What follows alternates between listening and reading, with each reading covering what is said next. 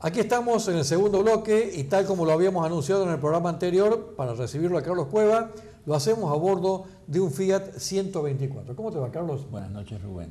Fiat, de pronto, como decíamos también en el programa anterior, una marca totalmente común, totalmente normal en el mundo, no solamente en otro país, pero de pronto el 124 no es muy conocido por otro lado, ¿no? No es conocido acá en Argentina porque yo me baso en mi juventud y no lo he visto en las calles. A pesar de que la carrocería es similar al 125, al 1600. Hay un popurrí, sí, por así decirlo.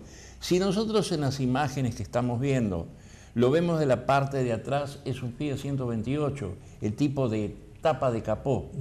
Es prácticamente un Fiat 128. Si lo vemos de adelante, es un 128 con un parecido al que fue el Fiat 1600, el Vagabundo, sí, que se llamó acá en Argentina. Lo bautizaron el Vagabundo, no me acuerdo la razón. Y si lo vemos de costado, es el viejo Fiat también, 1500, 1600 al cuadrado, claro, 1600. El 1600. O sea que es un compendio de varias líneas puestas en un modelo 124 de Fiat. Pero este coche, a pesar de que cuando salió fue considerado al año siguiente el coche del año, el modelo del año, que era decir algo. ¿Qué época que una caja de zapatos sea el auto del año, no? Era el auto del año, bueno, pero estamos hablando de 1960, de la década del 60. Los parámetros, el golpe de ojo era diferente al de ahora. Y fue fabricado mundialmente con una aceptación total. El coche en sí, las líneas, a pesar de que hoy no desentonan con las líneas normales, con las líneas actuales, claro, que consideramos normales por la época en que estamos viviendo, se fabricó con un éxito rotundo. ¿Por qué? Porque Fiat unió una carrocería, repito, para aquellos años moderna, un concepto moderno, con una mecánica muy experimentada, 1200 centímetros cúbicos, motor 4 cilindros, válvula a la cabeza, con árbol de leva abajo en el cárter, con balancines y empujadores, botadores diríamos ahora, y la mecánica era una mecánica noble. Disculpa, ¿para esa época el motor era longitudinal o ya veía? Sí, no, era a lo largo, claro, con caja sobre los pies del conductor prácticamente, claro, y tracción trasera. Todavía no se había popularizado, a lo menos en este coche o en esta marca, la tracción delantera. Claro. Este coche se fabricó no solamente en Europa, en Italia, sino que luego toma la licencia SEAT en España, ¿sí? Y se fabrica también como Fiat, o sea 124, con también muy buena aceptación en España. Pero tenemos que profundizar un poquitito más. Rusia lo toma a este coche con licencia y lo empieza a fabricar con la marca Lada. Que acá se vieron algunos, o varios. Acá se vieron algunos. Sí. En Chile ocupó el lugar, como acá el Ditela para los taxistas. Sí, claro. Sabemos que hubo un momento que el Ditela era el coche por excelencia para el taxista, el coche para trabajar. El Lada en Chile, país que en aquellos años visitaba muy seguido, lo tenía al Lada como el Ditela argentino. Claro, como un taxi. No solamente fue fabricado en Europa, se entiende Italia, la casa matriz de Fiat, en España, sino que Rusia lo fabricó con muchísima aceptación del público ruso, porque era un coche barato, era un coche noble, y para las rutas, las pseudo rutas que en aquel momento se transitaban en Rusia, el coche se adaptaba bastante bien, principalmente a los climas extremos que posee un país tan grande como Rusia.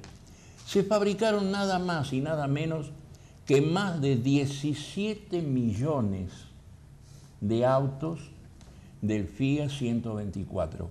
En cada país donde se fabricó tuvo un nombre diferente, pero siempre agregada la sigla 124. Se fabricó en España, se fabricó en Rusia, se fabricó en Turquía, y después de 20 años de haber sido descontinuado la producción de este auto, se fabricó en India. Fue uno ¿Después de 20 años? Después de 20 años, de haberse descontinuado, de haberse limpiado, por así decirlo, toda la matricería que poseía cada país que lo había armado, India lo fabrica.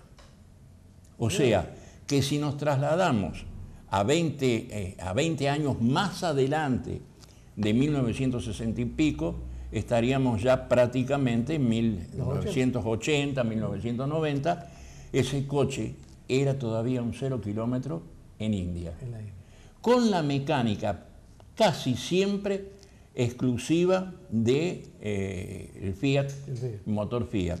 Pero ese motor sufrió a lo largo de tantos años, porque acá ya no estamos hablando de 4 o 5 años, de muchos años, sufrió un desarrollo. Y algunos países adoptaron otros motores. Principalmente, algún país adoptó el motor Nissan. ¿Por qué? Porque las exigencias del usuario y las exigencias normales del consumismo exigían que el coche fuera más ágil, principalmente para transitar en las rutas. Entonces, partiendo de un motor base de 1.200 centímetros cúbicos, llegó a tener un motor de 2.000 centímetros cúbicos, de diferentes marcas o diferentes desarrollos del mismo motor, o motores también de Fiat, pero más modernos, siempre contando con la transmisión trasera. No sufrió muchos cambios de carrocería. La carrocería no daba para hacer demasiadas cosas. Para hacer demasiadas cosas. Su interior era el interior normal de un coche de fácil adquisición, o sea, no quiero decirlo porque se puede sentir ofendido, un coche simple, un coche barato. Sin muchos lujos, sin muchas cosas raras. Lo elemental. No sufrió cambios, porque cada cambio era erogar dinero, y ese dinero a la larga lo paga el consumidor. Entonces el coche se mantuvo, repito, 17 millones de autos producidos. Que sirvió para amortizarlo bien. Sirvió para amortizar todo lo que se había hecho, y que en realidad en todo el mundo fue aceptado, y muy bien aceptado. Y de hecho que nuestros televidentes que se acuerdan del 1600, del 125, también recuerdan lo cómodo que era, y 5 personas iban tranquilamente. Iban cómodas 5 personas en su interior. Digo cómodas, personas no de mi talla, no, seguro, pero personas, sí, 5 personas. Acá en la Argentina, lo repito, se fabricó, pero nosotros los conocimos como el 1600, el Mirafiori. Claro, que en el 125 ya potenciado. Claro, pero con el motor, con ese motor biálvero, que siempre sigo insistiendo, era de procedencia Lancia, Alfa Romeo. Alfa Romeo y Fiat prácticamente estaban mancomunados, eran de la misma familia, y acá en la Argentina en su momento yo tuve uno, era muy buen motor, pero desgraciadamente no sé si nació anticipado o si no gozó del público, del beneplácito del público, y no tuvo la aceptación que se esperaba. Claro, yo conozco referencia al 125, me hago referencia a la carrocería, de hecho, porque la parte mecánica nada que ver con el 1600 o este 124. Carlos, te vamos a despedir por esta noche. Bien, señor. Nos encontramos el miércoles que viene. Hasta el miércoles. Con algún otro modelito que... Con nuevamente un coche deportivo, pero de también procedencia alemana. Bueno, nos vemos el miércoles que viene. Hasta el miércoles, Rubén. Vamos a hacer nuevamente una pausa aquí en nuestro programa y ya volvemos.